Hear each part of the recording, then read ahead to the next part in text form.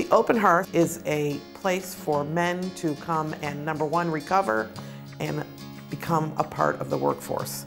We do that through a couple of ways. We have a 25-bed shelter that men can stay up to 14 days, and if that time they want to come into our transitional living, they can apply to. We have a 42-bed transitional living where folks can stay up to 2 years. The TLP offers housing support services for men coming out of homelessness.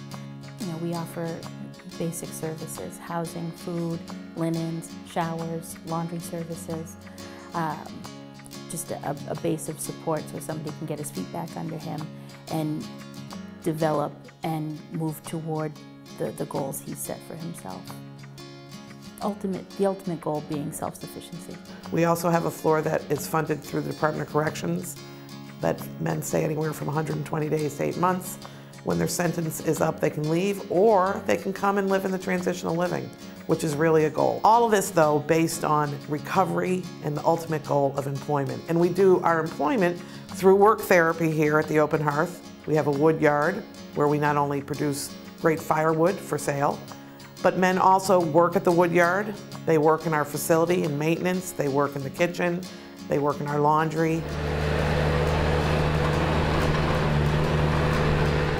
The Woodyard is a great place because the Woodyard teaches work ethic. It teaches the men, that they need to show up for work, that they need to produce, that they get to learn different things and so forth. The Woodyard is not a money maker for the Open Hearth. The Woodyard is a program for the Open Hearth, and that's what people don't understand. This is what we call work therapy for the men. Most of these men never had the opportunity to get up in the morning, take a shower, eat breakfast, and go to a job. They're basically from the rough parts of the street and stuff. So out here, we just give them a taste of what real life is like, and that being get up early in the morning, have breakfast, and go to a job site, do a good day's work, and come back home. As I said, we try to train the guys on the bobcats, on the wood processors. It does teach them the basic use of machinery. We teach them the safety. I always show them how to check the oil, how to make sure the machines are maintained correctly, and what to look out for if something's acting up, to shut it down quickly. So it is a lot that they can take out into the world. And as I said, they have to be here every morning at 7 in the morning. They have to work a full day. And that's a skill a lot of the guys don't have to begin with. Starts with the wood over here. We get our wood from the truckers that are basically doing redevelopment in the areas, and we bring it here, and they bring it here, unload it.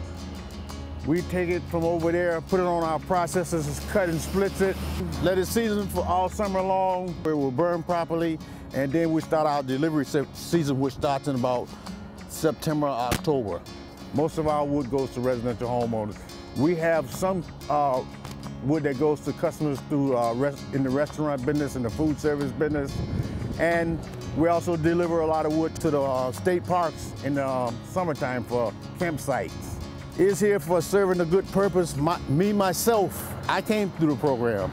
After years and years of drug addiction, I ended up on the streets, homelessness, complete homelessness, and nowhere to turn to. And I came to Open Hearth. After here at Open Hearth, I got the counseling and the trainings that's still in place here, and good therapy, good work therapy and stuff. And because of my work therapy performance out here, I was actually offered opportunity for a job open up for me here. So, Open Hearth has helped me in many ways to enrich my life and have a life. I've got my family back, I've got my daughters, my grandkids, so many things that I had lost through drug addiction. Open Hearth allowed those things to come back into my life. If I were to talk about change, I think one of the most dramatic changes we made with the DOC program in particular is much more of a recovery-based program. We have really made it our business to refocus on dealing with men who come to us with histories of addiction to alcohol and to drugs, and to really run a program that's designed to bring them through that with a 12-step basis, using the principles of the fellowships of Alcoholics Anonymous and Narcotics Anonymous. That's also how, just over the last year, the DOC program has changed most dramatically. And that now we appeal to DOC to give us the inmates they have coming in and have histories of addiction. I arrived here as a Department of Corrections client, and I appreciate and respected how the staff here, was willing to give guys like me an opportunity. They didn't know anything about me. I was fresh coming out of prison, and the only thing I had to go off of what was in that file. And by looking at what was in that file, you wouldn't have thought that I had the opportunity to do anything else. But all the counselors here, they worked with me every chance they could. As far as job opportunities, they pushed me and they pushed me and they pushed me. And even when things got rough and it felt as if I wasn't succeeding, they were always behind me, letting me know that I had the ability to make it. And eventually, I did get a job, some things came through. And like I said, after doing my time here and being told to come back and apply for a job, I was more than willing because I wanted to try and give back what somebody gave me, and that's a rare opportunity that you get, in my opinion, to try and right some of the wrongs you've made in your life. And I had a lot of wrongs behind me. So now that I'm here, I try and take this opportunity to help the other guys in the same position that I'm in, that I was in. I can relate to them the same way a lot of the guys that were staff when I came through related to me.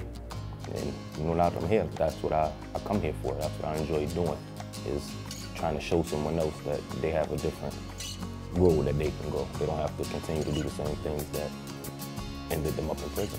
It was an honor to be hired here because it is an institution. It is an institution in the city of Hartford. That kind of longevity says to, not myself, but others that not only do we know what we do, that we do it well, and I think that's important.